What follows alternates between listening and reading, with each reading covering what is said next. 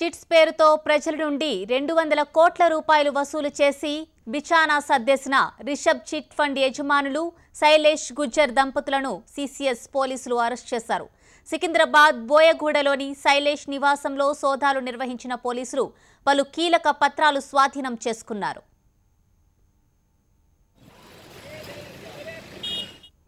ఇదే విషయానికి సంబంధించి మరింత సమాచారం మనకు అందించడానికి మా ప్రతినిధి ప్రవీణ్ ఫోన్ లైన్ లో సిద్ధంగా ఉన్నారు. ప్రవీణ్, పేరుతో మోసాలకు పాల్పడుతున్న రిషబ్ చిట్ ఫండ్స్ యజమాని శైలేష్ కుమార్ ని అతని భార్యను కూడా అదుపులోకి తీసుకోవడం జరిగింది. ఇప్పటికే దాదాపు 200 మంది ఇప్పటికే సిసిఎస్ పోలీసుల దృష్టికి కూడా తీసుకెళ్లారు. దాదాపు కోట్ల రూపాయలు డబ్బులు వసూలు చేసి మోసం చేశారంటూ కూడా పోలీసులకు ఫిర్యాదు అందాయి. దీంతో పోలీసులు కేసు నమోదు చేసి వారి కోసం గాలింపు చర్యలు చేపట్టారు. ఈ నేపథ్యంలో కొద్దిసేపటి క్రితమే వారి నివాసంలోనే ఇద్దరిని అదుపులోకి తీసుకొని కూడా విచారించినటువంటి పరిస్థితి ఉంది. ఉదయం 8 గంటల ప్రాంతంలో శైలేష్ బావమరిది నీలేష్ ను కూడా అదుపులోకి తీసుకొని విచారించారు. దీంతో అతను చెప్పినటువంటి సమాచారంతోనే యజమానిని మాత్రం ప్రస్తుతం అదుపులోకి తీసుకొని విచారణ చేస్తున్నట్టు కూడా తెలుస్తుంది. మొత్తం ఈ చిట్ ఫండ్స్ దాదాపు 200 కోట్ల రూపాయల వరకు కూడా వీరు ఫ్రాడ్ చేసినట్లు కూడా పోలీసుల విచారణలో వెల్లడైంది. అయితే ఇప్పటికే దాదాపు 600 మంది బాధితులు ఉన్నట్లు కూడా పోలీసులు గుర్తించారు. వీటన్నిటిపైన అనేక కోణాల్లో కూడా దర్యాప్తు చేస్తున్నారు. అయితే గోవాలో, హైదరాబాద్ తో పాటు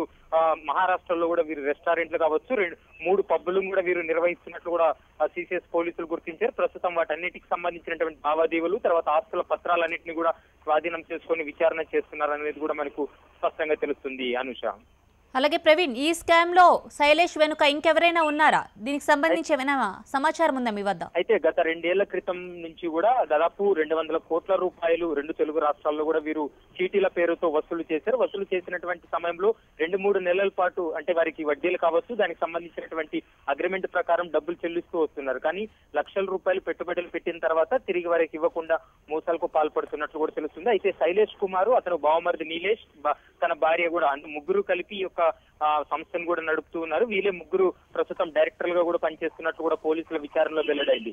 అయితే ఉదయం ఈ కంపెనీకి సంబంధించినటువంటి హెచ్ఆర్ కావచ్చు, ఆయన పర్సనల్ పిఏగా ఉన్నటువంటి రేఖా రాణిని కూడా అదుపులోకి తీసుకొని విచారించినటువంటి సమయంలో కొన్ని కీలకమైనటువంటి అంశాలను కూడా ఆమె పోలీసుల విచారణలో వెల్లడించింది. దాని ఆధారంగానే ప్రస్తుతం శైలేష్ ను అదుపులోకి తీసుకొని ప్రస్తుతం అయితే విచారణ చేస్తున్నారు. మరికొద్దిసేపట్లో ఈ కేసుకు సంబంధించినటువంటి వివరాలన్నింటినీ కూడా సిసిఎస్ పోలీసులు చెప్పే అవకాశం అయితే స్పష్టంగా కనపడుతుంది.